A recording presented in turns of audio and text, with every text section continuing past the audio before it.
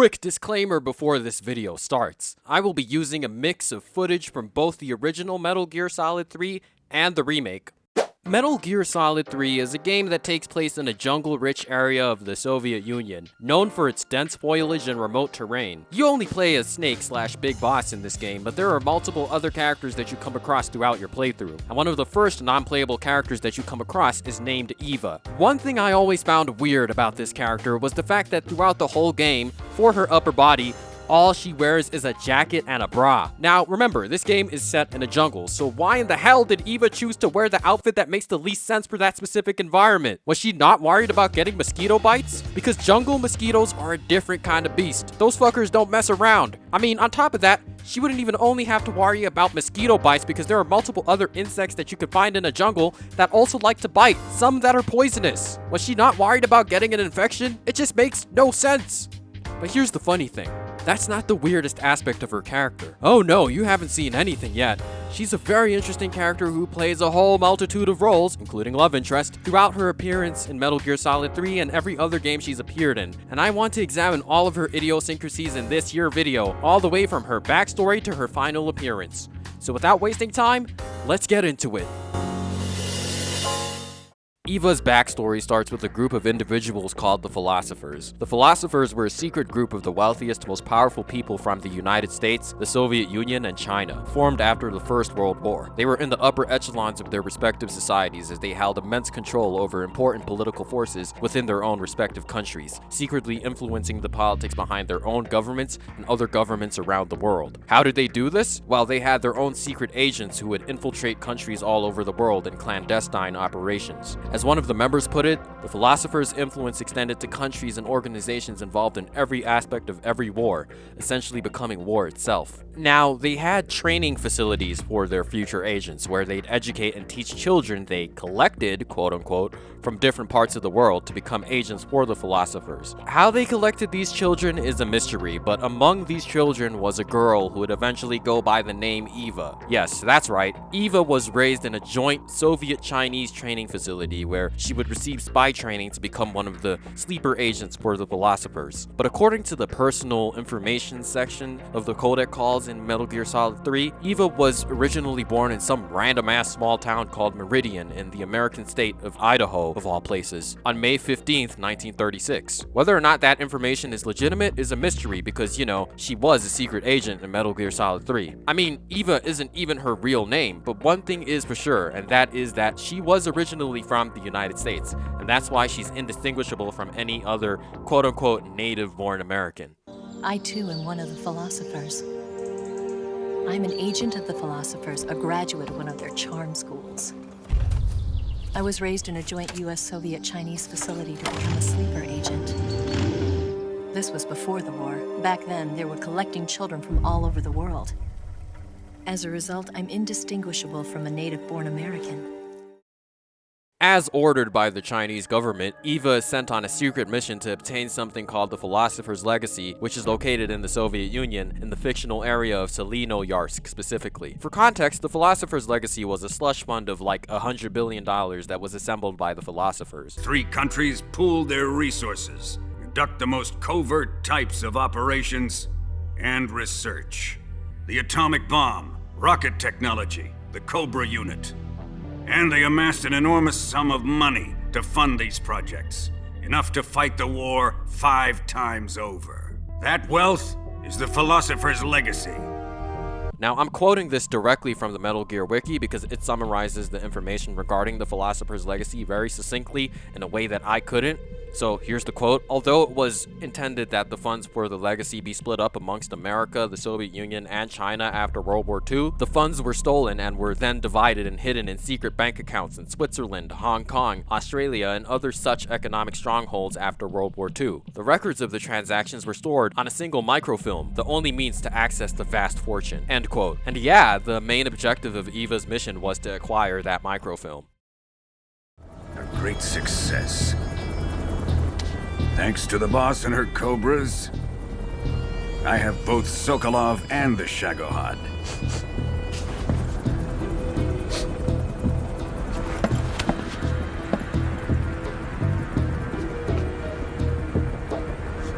What are we going to do with the girl? Who is she? Apparently she's Sokolov's woman.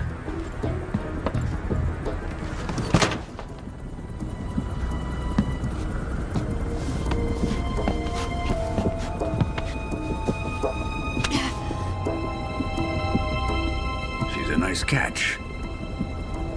I'll take her. Not so fast, my dear.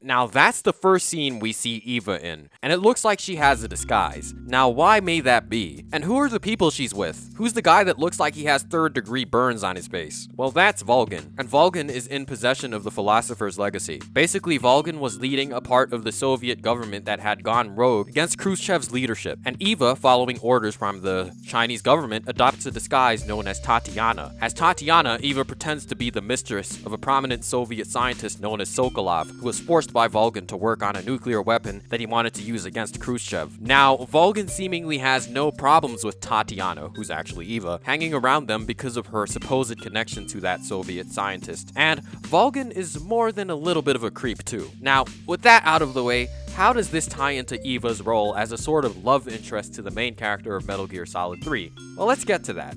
Now, given the fact that the CIA's best agent, Big Boss, who went by the codename Snake at the time, was also being sent on a mission to Selinoyarsk to obtain the Philosopher's legacy as a part of a mission called Operation Snake Eater, Eva was also given orders to get close to Big Boss and use him as a patsy to obtain the Philosopher's legacy. Also a part of her orders is the fact that after obtaining the Philosopher's legacy from him, she has to kill him. Now, this is something that Eva keeps secret from Big Boss until the end of the game, because obviously she's a secret agent. So how does she keep the secret? What's her cover story? Well, she poses as a KGB agent sent by Khrushchev to collaborate with the CIA on their joint mission, Operation Snake Eater. Remember that? The mission that Big Boss is also a part of? Wait a minute. Wait a minute. So you're telling me that Eva basically plays the role of a triple agent with only one true allegiance? She's supposedly the mistress of a Soviet scientist who was forced against his will by an absolute maniac to work on a nuclear weapon, and she's supposedly a KGB agent sent by Khrushchev to neutralize that maniac, but both those identities are cover-ups and her actual allegiances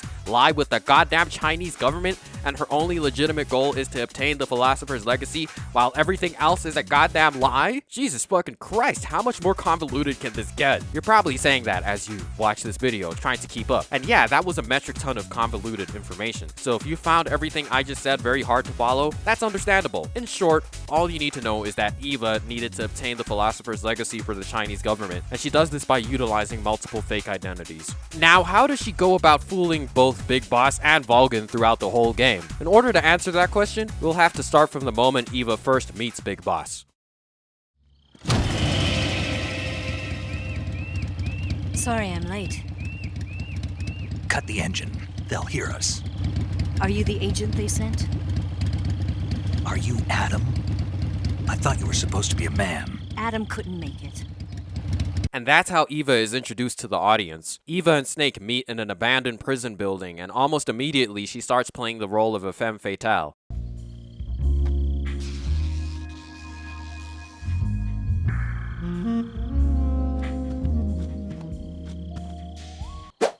This wasn't part of the plan. What happened to Adam? What's your code name? It's Snake. Snake, huh? Well, I'm Eva. Are you here to tempt me?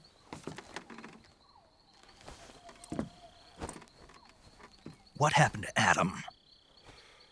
Big Boss is initially uncomfortable around Eva, and he doesn't hide it. This is heightened by the fact that he was expecting a man codenamed Adam instead. And this is probably the first case of foreshadowing when it comes to the true nature of Eva's role in the plot, because something is definitely off about the way she responds to Big Boss's confusion.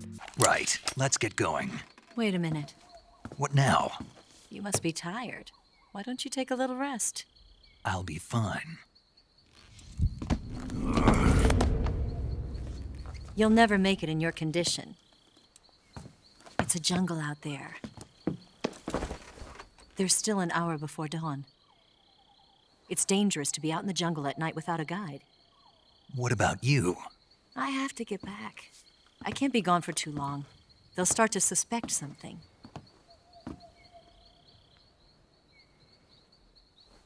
Don't worry. I'll keep you updated over the radio. That's it?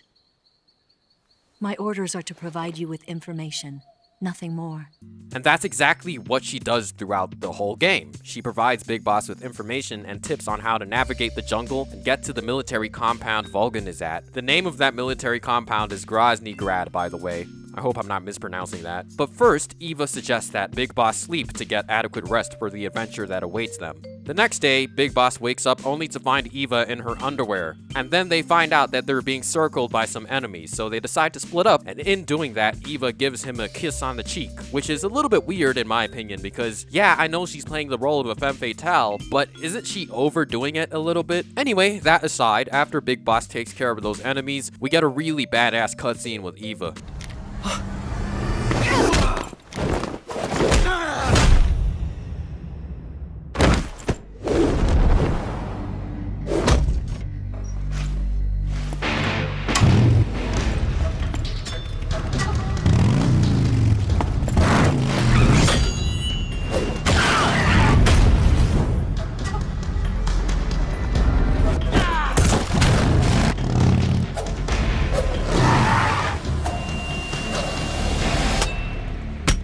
And I mean, yeah, what else is there to say?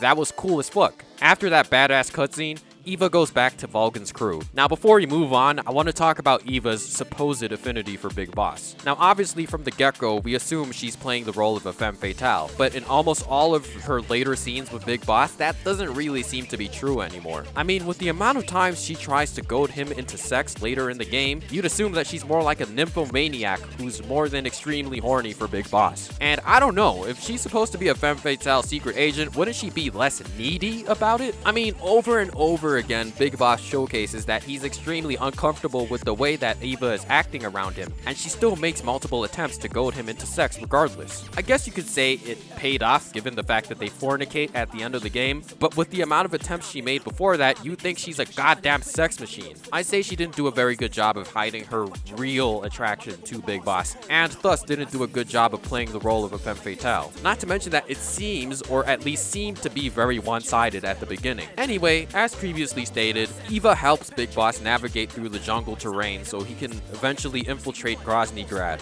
And that is exactly what he starts doing once he gets to Groznygrad, infiltrating it. And before he gets into one of the buildings, Eva suggests that he wear a disguise, that disguise being a well-known sub-commander of Vulcan's. Now, why this disguise specifically? Well, that sub-commander is Vulcan's fuck buddy, and we get to see a funny codec call where Big Boss struggles to understand this. Alright, but why? Huh? Why do I have to steal Rykov's clothes from him? What about that scientist outfit? That's not going to work this time around. Rykov's uniform is a special type that only he wears.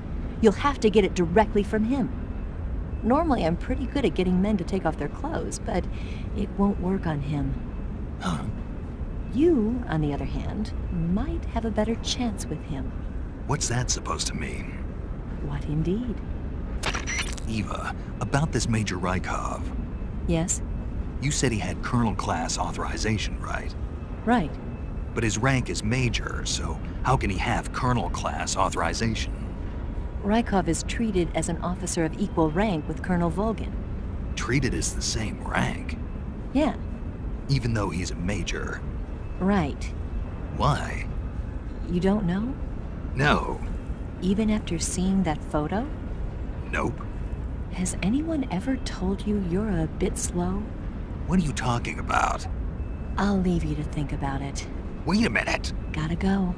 To be fair to him, I didn't really realize that they were fuck buddies either until Vulcan literally grabbed Big Boss's dick to figure out whether or not it was the right shape. And it's after that moment that Big Boss's cover is blown and he is ultimately put in a prison where he is tortured by Vulcan, which causes Eva to almost break character.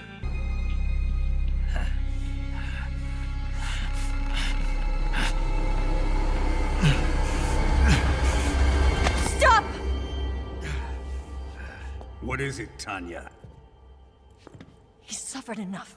Eventually, Eva helps Snake escape, and after literally jumping off a waterfall in that escape, Big Boss eventually comes into contact with Eva again, as they meet in a cave. And it's probably the most awkward scene in the whole game, not only because Eva is wearing a goddamn bikini in a goddamn cave. Like seriously, for a moment, imagine wearing only your underwear or a swimsuit in a cave that's located in a jungle. Think of all the insects that could potentially bite you, or the amount of dirt and bacteria you'd accumulate all over your body. Maybe I'm just a germaphobe, but on top of that, she tries to have sex with Big Boss in the cave.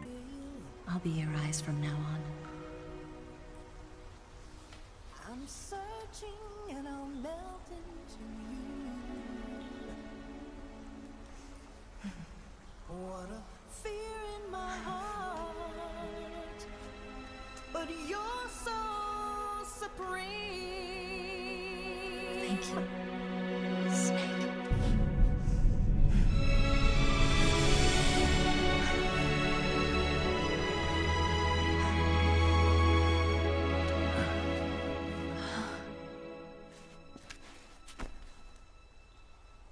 Don't worry about it.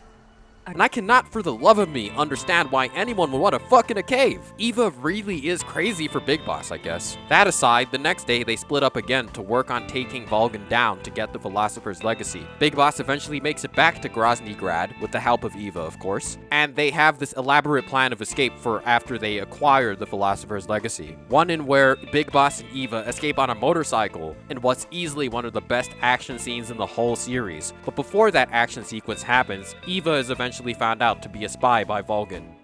This woman was found snooping around my underground vault. When she was captured, look what we found on her.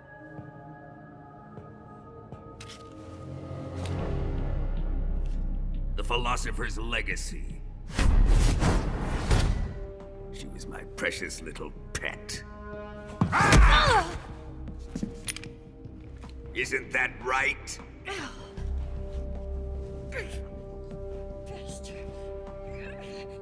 What was that? Do you have something to say to me? Go to hell.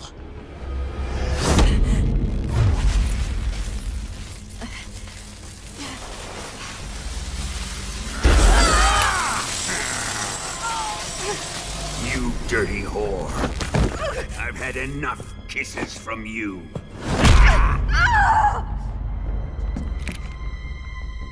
And it's after that that Big Boss and Volgin engage in battle. Judging by that cutscene, it's very clear that Big Boss cares deeply for Eva at this point. When they first meet, he's very dismissive of her, but it's clear that their relationship has evolved at this point, and maybe the attraction is a little bit more reciprocal. After Big Boss beats Volgin, that's when we get that amazing action-packed motorcycle chase, one in where it's also revealed that Volgin isn't quite dead yet after Big Boss defeats him. It's not over yet! There is no escape! We failed. Not good. Hold on tight.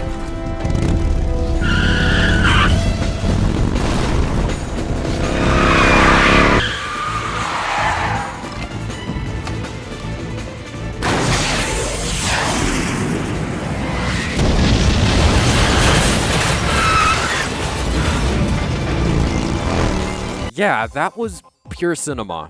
I just had to let some of those scenes play. They eventually get to the bridge, and after reaching the other side, they destroy it to prevent Volgin from catching up with them, only for Volgin to catch up with them. Before they finish him off, Eva gives Big Boss a kiss, and for the first time, it seems like he's not extremely repulsed or uncomfortable by that. And yeah, obviously this is another example of him warming up to Eva, making their relationship seem less one-sided. After Volgin is finally defeated, they have another moment of reciprocal affection. Then we get another cool-ass chase sequence in the woods, but unfortunately this one ends with their bike crashing, leaving Eva with a broken leg.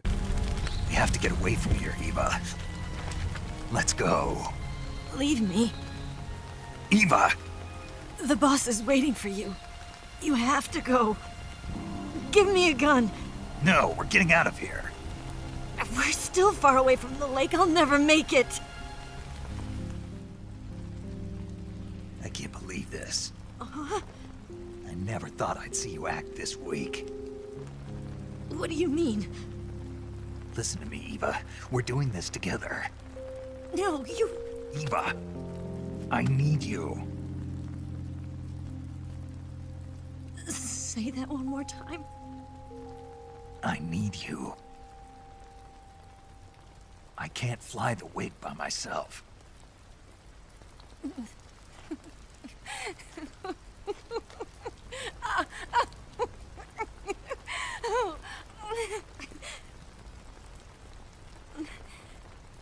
All right, then.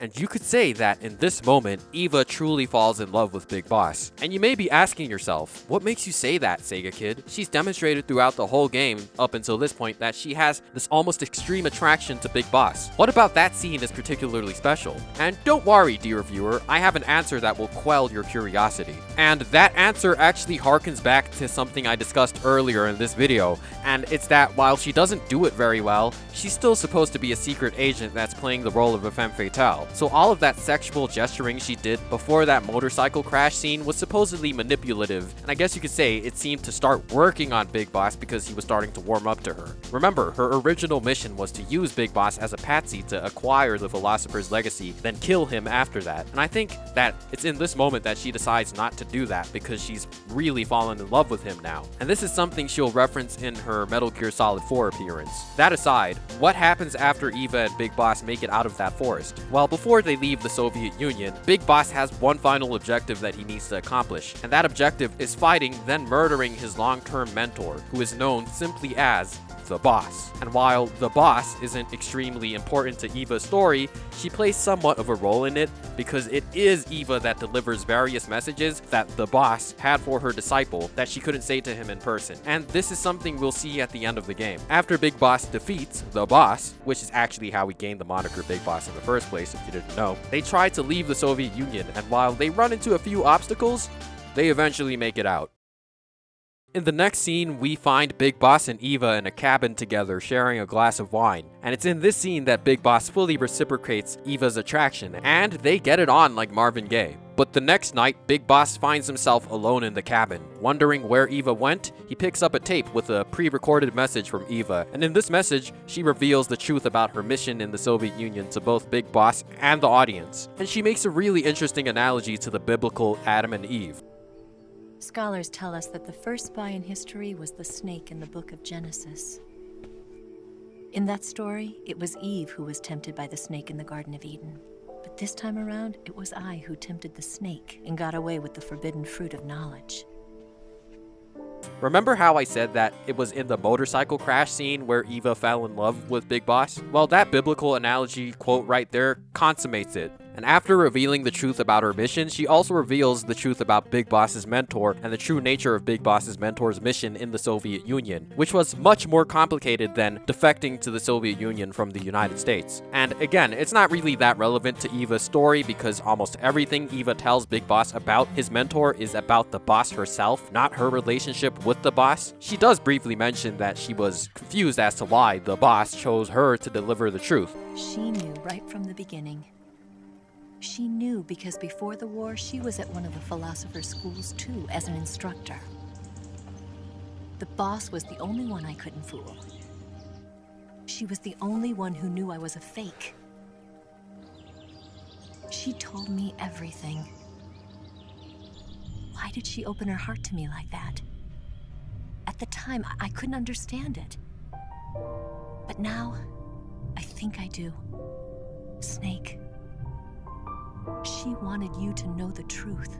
But there isn't really anything of substance beyond that. The gist of it is that Eva had an immense amount of respect for the Boss after she helped her, and because of that, she made sure she delivered the truth to Big Boss, the Boss's mentor. All of this terminology is confusing, so I'm trying to cater to individuals who can't really follow, so forgive me for that. And it's also a part of the reason why Eva didn't kill Big Boss. My orders from the government were to obtain the legacy and to eliminate everyone who knew the truth about what happened. In other words, I'm supposed to kill you.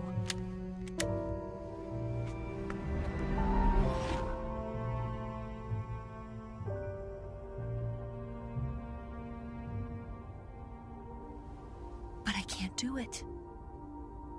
Not because we loved each other. And not because you saved my life. but because I made a promise to the boss. She is definitely not telling the truth there. I mean, come on. Her falling in love with Big Boss definitely played a part in her not killing Big Boss. There is absolutely no secret that Eva really did fall in love with Big Boss. So what happens after she reveals the truth about his mentor to Big Boss? Well, since the message was pre-recorded, she had already left the cabin via motorbike. So where did she go? We interrupt this program to remind you to subscribe, especially if you want to see more media critical analyses of video game series including Yakuza, Metal Gear, Alan Wake, and many more. I'm always expanding the amount of different video game franchises I cover. Additionally, you should make sure you check out my other Metal Gear videos if you want to watch all the Metal Gear videos I've made up until this point. You can find them all in one playlist called Metal Gear Videos, or you could just check out the playlist for character analyses if that's all you're interested in. And lastly, remember to like the video too on top of subscribing if you're feeling extra generous. With that out of the way, let's get back to the video. I was to acquire a microfilm showing the location of secret funds. Funds amassed by the Allied powers during World War II. But I failed in my mission and was expelled from China. So apparently Eva actually failed her mission because the microfilm of the Philosopher's Legacy that she acquired with the help of Big Boss was actually a fake. Apparently the real microfilm was switched for a fake one by 1A Revolver Ocelot. And honestly, I'm not gonna explain how or why Ocelot did this because that shit is way too fucking convoluted and confusing, and it's kind of out of the scope of this video because it doesn't hold that much relevance to Eva outside of the fact that it made her fail her mission. All you need to know is that Eva failed her mission, and after that she was expelled from China. She eventually found herself in Hanoi, Vietnam, and that's when she once again comes into contact with Big Boss. Also around this time, Big Boss and his affiliate, Agent Zero, started an organization known as the Patriots. She joined this organization because of the fact that this organization was meant to continue the legacy of Big Boss's mentor. Remember, she had an immense respect for Big Boss's mentor, so that's why she joins this organization. But the two original founders began to clash with one another over how they went about continuing the legacy of Big Boss's mentor. To be specific, Agent Zero started to make Big Boss into an icon for the Patriots that he didn't want to become through dissemination of misinformation about him and his story and his mission in Metal Gear Solid 3. As the times and currents of politics changed, so too did Zero. Eventually, he became a prisoner of his own lust for power, sparking friction between him and Big Boss, who resented playing the puppet. With Big Boss drifting away, Zero realized he would need insurance. Something that would perpetuate the existence of Big Boss, their organization's icon. And so Zero secretly embarked on a new project, Les Enfants Terribles. Its goal was to create a clone of Big Boss, the ultimate soldier. The project was led by Dr. Clark, known at the time as Paramedic. After dozens of failures, they finally, miraculously, succeeded in producing a fertilized egg. The egg used in the successful in vitro fertilization came from Dr. Clark's assistant, a healthy Japanese woman. Blood from the east flows within your veins. Give birth to Big Boss. To realize this, I asked to serve as the surrogate mother. But Les Enfants Terribles proved to be the final straw for Zero and Big Boss. Determined to oppose Zero and his plans, Big Boss broke away from the Patriots. I'm sorry.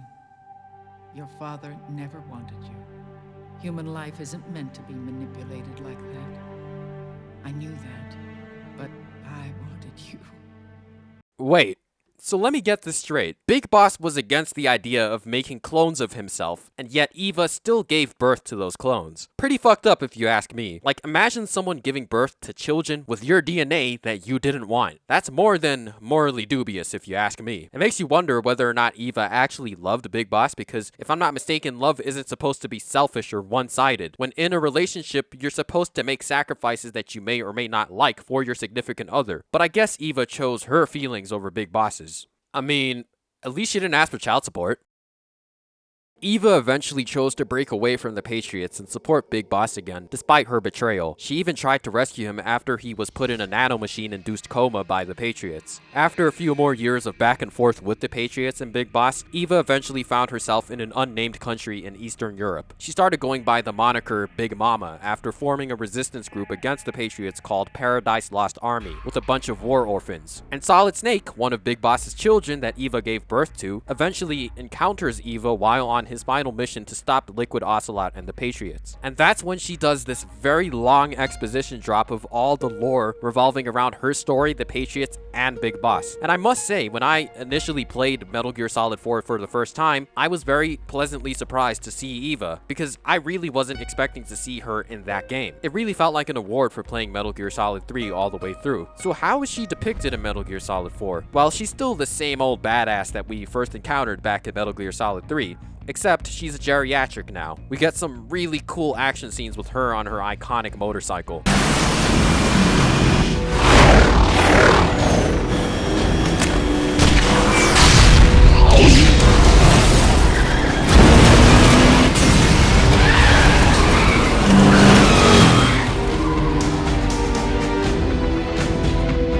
As I mentioned earlier, in this game, she admits that she 100% was in love with Big Boss, which definitely proves that she was lying in that tape that she left Big Boss at the end of Metal Gear Solid 3. It's been a while since I went out for a ride.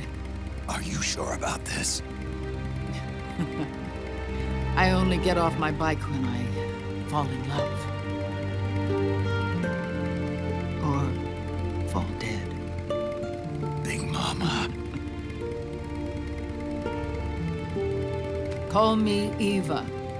Aside from everything I just mentioned, what role does she actually have in Metal Gear Solid 4's plot? While apparently she and the Paradise Lost Army were in possession of Big Boss's unconscious body, but then it turned out that that body wasn't actually Big Boss's body and was Solid Snake's body. But that's only revealed later in the game, and only after Eva dies trying to protect what she thought was Big Boss's body.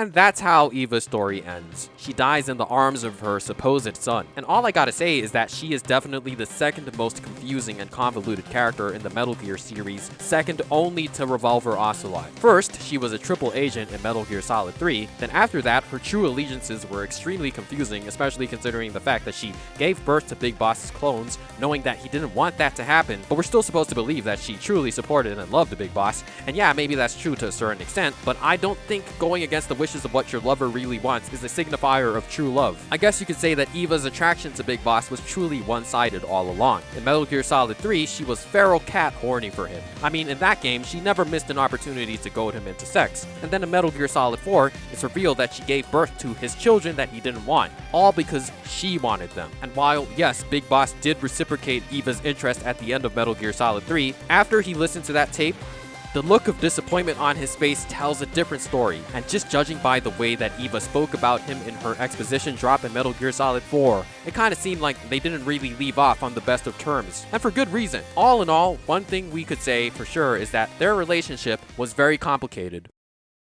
And that's all I have to say about Eva, one of the most interesting and convoluted Metal Gear characters, and a really good example of how all over the place Kojima's writing can be sometimes. It would be great if I could hear your thoughts on Eva too, dear viewer, in the comments down below, of course. Tell me what your opinions are on this character. I'd love to read all of them, whether they agree or disagree with my assessment. Anyway, thanks for watching.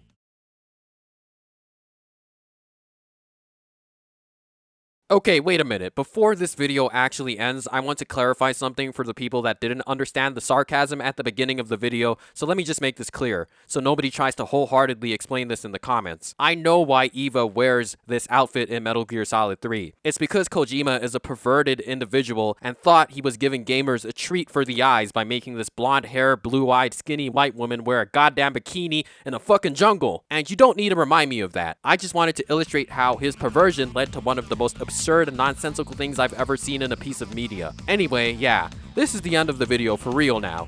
Thanks for watching.